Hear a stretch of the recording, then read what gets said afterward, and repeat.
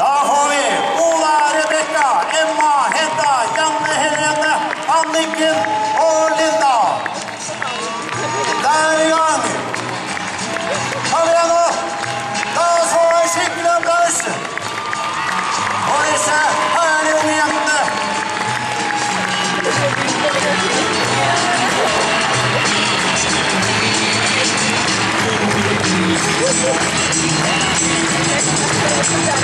Dette er et nydelig syn. Ja, se på dette her. Hei, kom igjen! Vi hilser dere og ønsker velkommen til neste år.